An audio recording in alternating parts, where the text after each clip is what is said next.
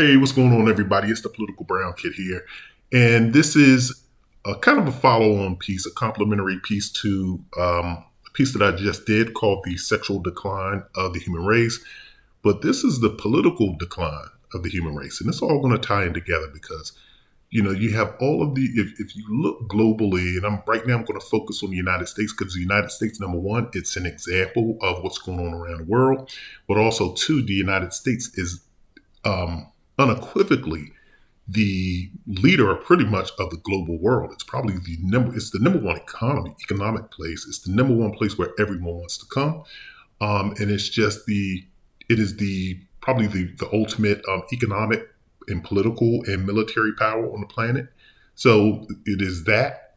It is probably and outside of China, which is the number two, but America is the number one place. And it's probably the best example that you can use. And if you're looking at a country that's about democracy and free will for the people, and you look at what's going on in America, you can see just how this decline is occurring. And from a political perspective, when you look at the laws that have been enacted, and people are looking at this from a 2023 perspective or 2022 perspective, but this has started years and years ago. But I'm going to kind of take it from this point today, and then I'm going to kind of walk it back a little bit. So hopefully I'm not too much over the place because I am freestyling. When you look at what's going on currently, where the Republican Party has just now ousted their Speaker of the House, Kevin McCarthy, because he refused to shut down the federal government, the United States government, default, which means pretty much defaulting on bills, American bills, defaulting on paying their bills, which is the trillions of dollars of debt that they're in, also halting government services, putting several citizens at risk, particularly federal government workers and people who rely on government services, whether that be Social Security payments, whether it be federal income tax returns, so forth. The only thing they're willing to do is keep the essential, quote unquote, essential people working for free. And how does that work out? We saw that last time when the federal government shut down. The TSA workers said, man, forget this. You want me to work for free, and this shutdown's been going on for 30 plus days. I'm not going to do my job properly. In fact, I'm calling out, thus putting people who travel on planes, things that are in the air, things that, quote unquote, crashed into the buildings of 9/11, the World Trade Towers. And you're talking about putting the FAA and putting people who travel, and you talk about the number of people, there are millions of people that travel on planes every day. And that was the thing that got the federal government back together, was the TSA workers saying, we're not coming into work. But what these Republicans want us to do is they want the federal government people, the civil servants, to continue working without getting paid because they're considered essential, while they shut down and create chaos in the government, all because of the heightened political climate that has continually gotten worse and worse and worse. You look at where politics started off between, even with Jimmy Carter, you go back to the Jimmy Carter years, you go to the Ronald Reagan years, you go up to the Bush years, then the Clinton years, then back to the Bush years. And you look at where we've gone as far as just the divisiveness, it has gotten progressively worse and toxic. If this was a relationship, it would definitely classify as a toxic relationship. And so when you look at individuals wanting to shut down a government and ousting their political leader of their party, their House Speaker, because they wouldn't create chaos and they were trying to compromise. That's the point of government. You can't get everything you want. They're trying to compromise. So now they ousted their House Speaker. They have no House Speaker. They need to nominate a House Speaker. You have the government shutdown has had a stopgap bill put in place, and that's going to end, I think, in November. So now you're looking at possibly a definite shutdown come November. Now, the only thing that may save that shutdown in November is that as of this today, and today is Thursday, October 5th, I think early this morning, President Biden just, I think he released funds or gave in order to construct um, the border wall, another portion of the border wall, because of the rise in immigrants coming to the country. And I'm going to touch on the immigrants too, because they're part of the problem. This is all about the legislation, the political decline of the United States, which is around the world also, which is a reflection of the world. But that's probably the only thing that may save that potential government shutdown come November, is that he is building up the border wall. But there are just certain Republicans that are just hell bent on having a government shutdown because they think that this is a Donald Trump play, and that's the way that they can get any and everything that they want, is to just shut down the government. So, but that's just an example of the political climate where, okay, you impeach my president, Donald Trump, who's got impeached, I think, twice. So now we want to impeach your president. You know, these are the parties, the Republicans and Democrats, fighting worse than gangs, by the way. They're worse than gangs. At least you can see the gangs in LA. There's been at least some sort of truce, and you don't really hear about it that much. But I'm not on the ground. Maybe people in LA will say something different. But this is total ridiculousness. And when you have individuals that can't even work and cooperate together, you're looking at one portion of the political decline.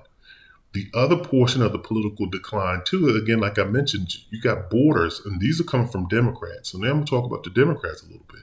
You have individuals that just want to let people into this country and just think that this is going to be a safe haven. And even for people who come here illegally and not take the legal routes. And I'm going to do a whole separate video on my thoughts on this. But now you have those individuals sucking up resources, and you can look at New York, you can look at the DC metropolitan area, where these people are being shipped off to, because Texas is saying we're getting them out of here. But these people are taking away economic resources, typically, particularly from Black communities. And I'm going to do a whole video and I'll talk more in depth about that. But let's even walk this back a little bit further. So now I'm going to jump back into the past, because there's also another thing that we can talk about is you can look at all this looting and I guess, I don't know, yeah, you can call it looting, and just these flash mobs of kids actually breaking into stores. You just had an incident happen in Washington, D.C. I think it's outside of D.C. It's like in Montgomery County area, where you have kids just breaking into stores like CVS and just snatching up all of the stuff off of the shelves.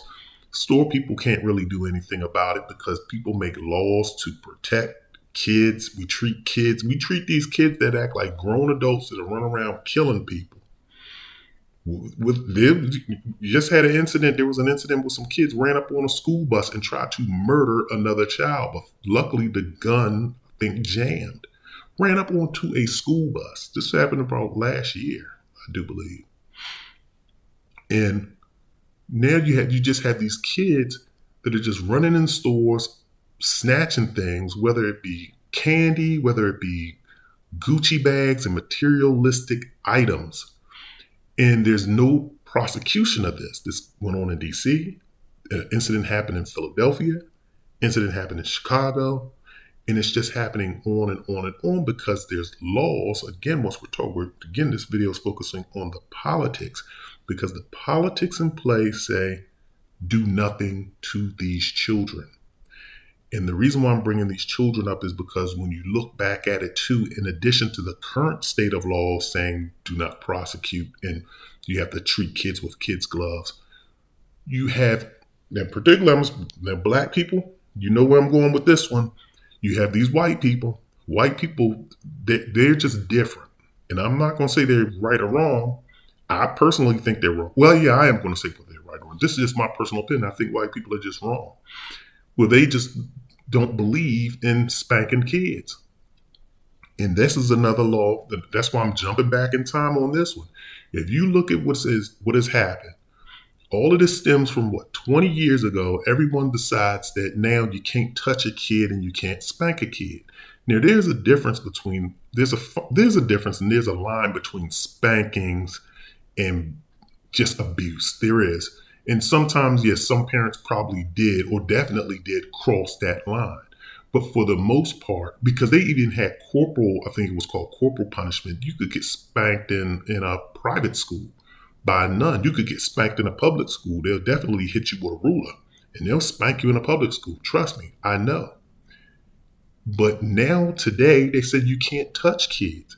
Now, mind you, every kid should not be treated the same. Some kids don't respond to spanking, some kids do, and everything is situational.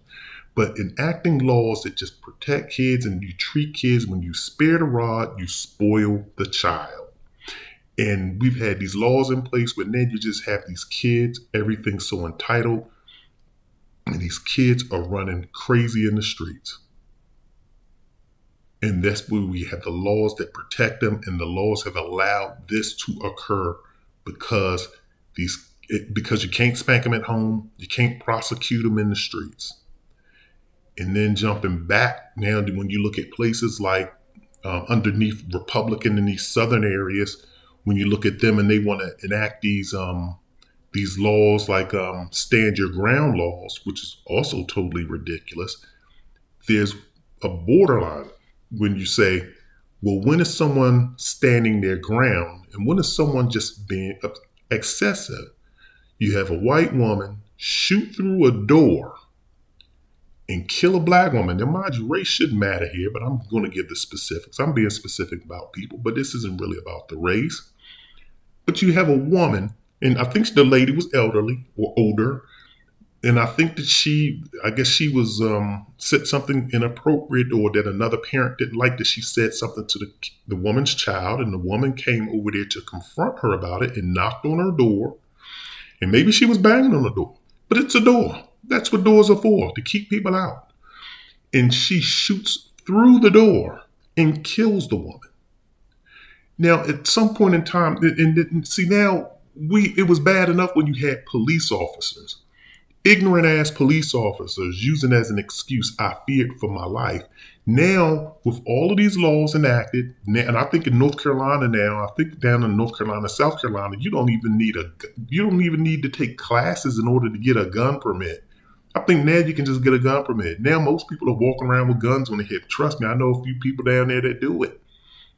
So when you have all of these people armed, you're looking at the Wild Wild West all over again. Coupled with laws that say stand your ground. And then it's like, well, who's standing your ground? The only person that you're going to believe is the person who lives to tell the tale. And so you have this woman shoot through a door, kill a lady. And she's saying she feared for her life. How do you fear for your life when you have a door that's standing between you and the person outside? And if the door was broken into, if the woman kicked the door in, that's a different story. You have ignorant ass George Zimmerman. Boy, I wish George Zimmerman had just, I got some different thoughts that I wish had happened to him. Won't specify him here. Don't want to get banned, I guess. But here you have a man stalking a child. And the child decides to fight back or approach the guy and be proactive. So wouldn't you say that Trayvon Martin is standing his ground? And so who's standing their ground with who? And just because you're getting your ass whooped in a fight doesn't mean that you should pull out a gun and end another person's life. Take your ass whooping and go home, which is what George Zimmerman should have done. Should have taken his ass whooping by a 14 or 16-year-old boy, however old he was. Should have took his ass whooping and gone home. But instead, he's out stalking individuals who's walking down a public street. And then we have these laws that allow this foolishness. You're looking at the decline of society where people are fighting over a vaccine, whether the vaccine is real or not. And I'm talking about COVID, whether you should get the shot or not. You have people literally fighting, and now it's been a divisive subject. Because trust me, I'm in the dating world, so all words lead back to dating with me. Isn't that right? I know y'all are tired of hearing about my dating exploits, but you go to women's dating profiles, they're like, if you're not vaccinated, don't talk to me. And then you have some girls that say, if you are vaccinated, don't talk to me. You believe in that conspiracy, don't talk. So it's like, well, golly, well, what can you do? But you should not let things like this politicize people and make people so divisive. But this is where we are of society. You look at the divide that we have from a political perspective, where everything's being politicized. You look at a political government that cannot work together. They don't. Well, it's not that they can't work together. They don't want to work together. They don't want to make it work. All they're looking to do is create chaos. Marjorie Greene Taylor, whatever her name is, all she wants to do is create chaos. And then you have other people that just want to create laws that just allow for you to do any and everything that you want. You have people that want to allow you to call yourself whatever you want to call yourself. If you're a boy that feels like you're a girl, oh, let him be a girl and let him just use whatever bathroom he wants. If you're a girl that wants to be a boy, let her be a boy. And these kids are young kids. And I'm not trying to say that these kids shouldn't be allowed to express themselves, but at the same time, you should not be forcing a teacher who's looking at a young female to have to call him a he or she or call him whatever it is. That's just because they feel as though that's what they want to be called. You're allowing people to change their gender. Everyone is playing God and allowing people to do cosmetic surgery to change their gender. And then not only are they allowing people to change their gender, but then they're protecting them to say that they don't even have to report or tell people what their original gender was. It's similar. I'm being honest about this. I had a buddy of mine, seriously, and this is no truth. And people gonna say, "No, you're the buddy." No, not the buddy. Had a buddy. He was dealing with this female, and the female just kept kind of giving him a little bit of signs. I guess about her history. He never caught anything. He's all right. He's still walking around, but he was just curious, man. Like, man, I think she got that package. They call it the package. I don't know why people use. I don't use these type words, but that's what they call it, package. I guess they're talking about that HIV. And so he kept saying that, and he kept wondering about her, but she was always denying. No, I don't have anything. I don't have anything. Don't have anything. She eventually wound up passing away from cancer.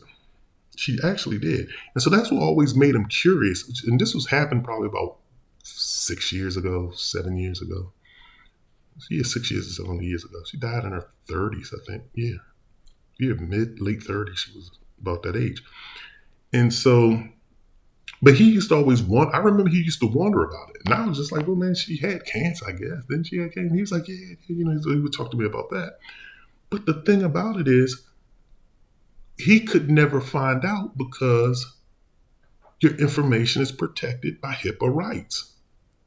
Now, at some point in time, I understand some things should be protected by HIPAA, but at the same time, like, why shouldn't that information be known?